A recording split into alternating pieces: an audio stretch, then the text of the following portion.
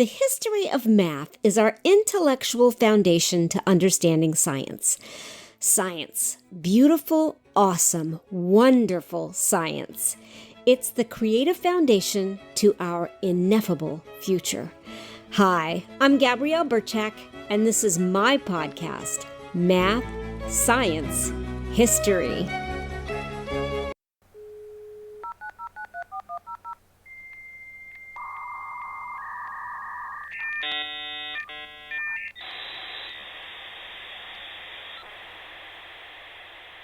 If you are listening to this podcast on Tuesday, October 29th, then let's celebrate. This podcast would not have been possible without the internet.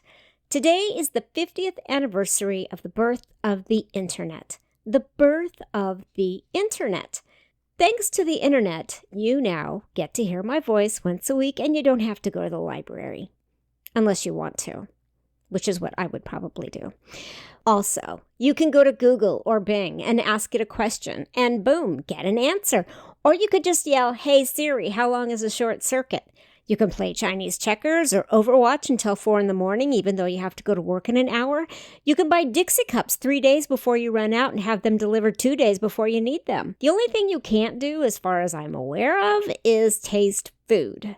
With the internet, the potential is limitless. We live in a wonderful age. Its inception was brilliant. It all began with Robert Taylor, who worked for the Advanced Research Projects Agency, also known as ARPA. ARPA was at the Pentagon, and Taylor was frustrated because he had to communicate with 3 different computer terminals, which were not small by any means. Each terminal was connected to a different part of the country, but he was frustrated because he got tired of walking from one terminal to the next terminal to the next terminal to simply send the same message to 3 different places. So, he had an idea. His idea was to build a network that allowed him to send one message to 3 parts of the United States. And so he reached out to UCLA and Stanford to see what they could make. He also reached out to IBM and AT&T. However, IBM and AT&T passed on bidding for this project because they believed that it couldn't be done. And so, Taylor reached out to a small company by the name of Bolt, Beranek, and Newman, now known as Raytheon BBN Technologies, who took on the challenge. BBN built 4 interface message processors, also known as IMPs, that were each the size of a gym locker. The first one went to Dr. Kleinrock's team at UCLA and was delivered on August 30th, 1969. The second went to Dr. Douglas Engelbart's team at Stanford in October. The third went to UC Santa Barbara in November, and the fourth went to the University of Utah in December 1969. This was the beginning of an exciting new future. There was no date set when UCLA and Stanford would communicate with each other.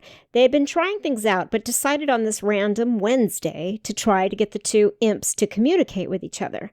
So, 50 years ago today, on October 29th, 1969, at 9:30 p.m., Charlie Klein, a student of Dr. Leonard Kleinrock, and Bill Duvall, a fellow programmer at Stanford Research Institute in Menlo Park, got to work. There, in room 3420 of Bolter Hall at UCLA, Klein typed out an L. Over the phone, Duvall confirmed, yes, he received the L. Then Klein typed out O. Duvall confirmed, yes, he received it. Then Klein typed out G, and the system crashed. So, the first word ever shared on this new internet was low. The greatest word that set our future in motion, lo. Lo and behold, the internet.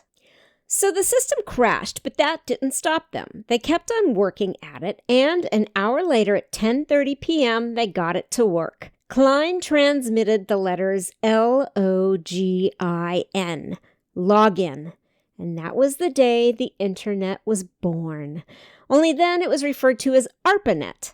This procedure of sending data was made possible through a process called packet switching, where data is broken down into smaller parts. These small packets are then routed from the source to the destination through adapters, switches, routers, and nodes, and then reassembled. This concept took off, and the rest, as the I love to say is history, and it unfolded like this.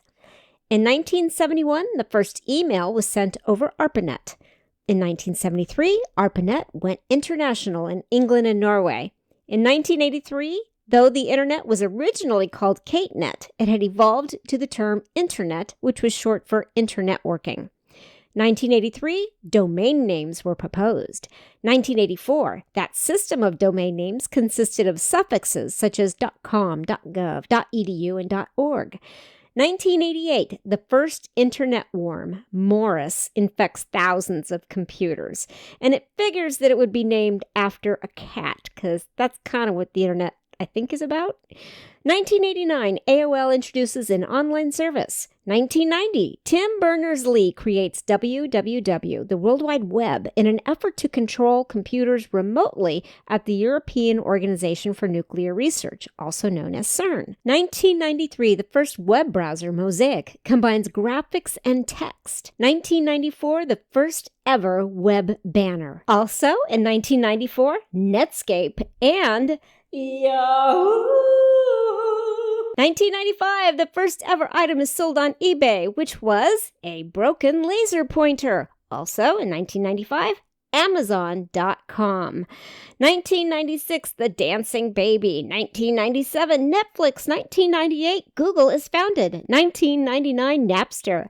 2000, the internet surpassed 250 million users. In 2000, the dot-com bubble burst. 2001, Wikipedia. 2002, Friendster. Who remembers that one? 2003, LinkedIn, WordPress. 2004, Zuckerberg starts Facebook at Harvard. 2005, YouTube, Reddit. 2006, the internet surpasses 1 billion users. Oh, and Twitter. Also in 2006, the Internet Governance Forum meets for the first time. 2007, iPhone. Now more people can get online. 2008, Netscape is taken down, leaving room for Firefox to develop. 2009, the Seattle Post-Intelligencer becomes the first daily paper to move entirely online. Also in 2009, Google introduces their free computer operating system for users to operate entirely online. In 2010, Instagram and Pinterest. 2011, international communication on Twitter and Facebook take part in the Middle East revolts. 2013, Edward Snowden exposes the NSA's monitoring of innocent U.S. citizens. 2016, Google Assistant. And finally, here we are, approaching 2020. We now live in an age where societies have the capacity to be extensively enlightened and intellectually aware. Now, thanks to the internet, we have the ability to fully understand how far we've come and how far we have to go. Thanks to the internet, we now have the capacity and the ability to understand society as a whole and to understand how much more we can do. There's a lot to be said for enlightenment. The internet is one key moment in our history of powerful enlightenments.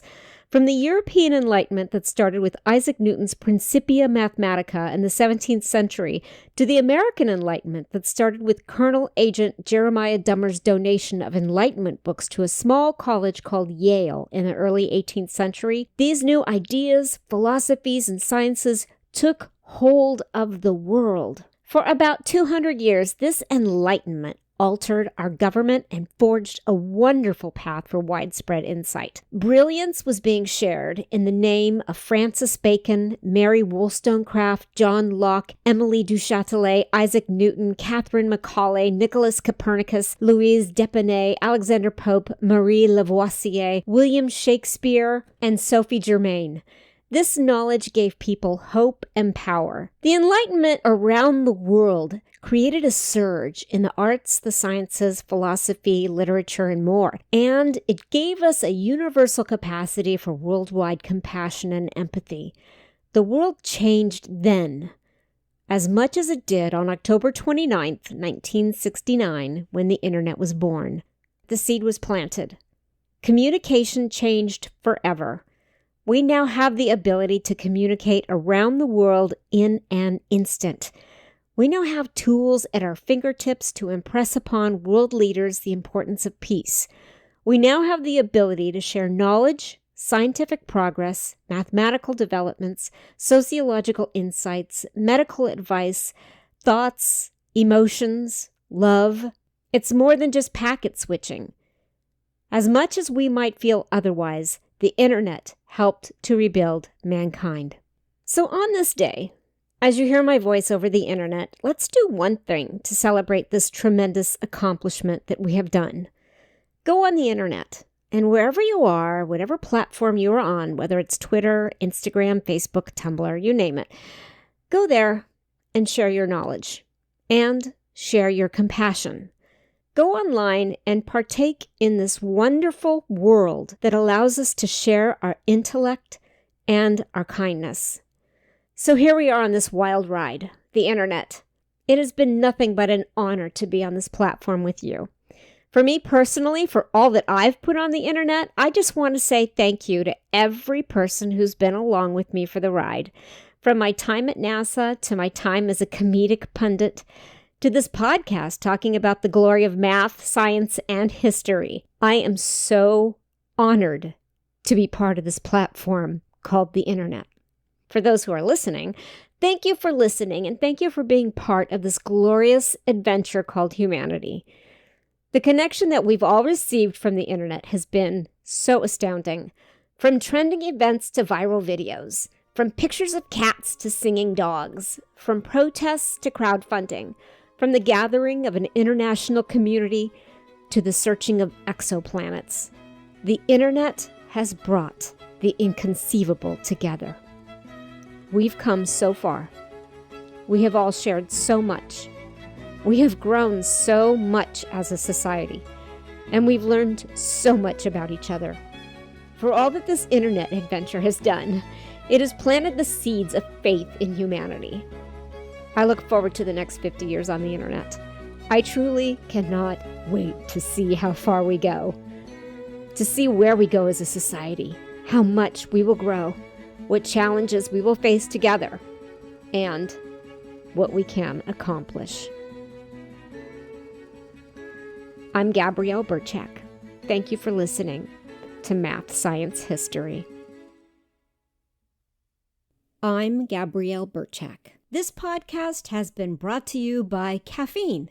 Delicious, wonderful nectar of the gods caffeine. Coffee, tea, coffee candy, you name it. I love it. Thank you for listening to Math, Science, History. If you are interested in reading more about the history of math and science, please come visit me at mathsciencehistory.com. And while you are there, if you like what you're listening to, please feel free to click on that coffee button and buy me a cup of coffee. Until next week, Carpe diem.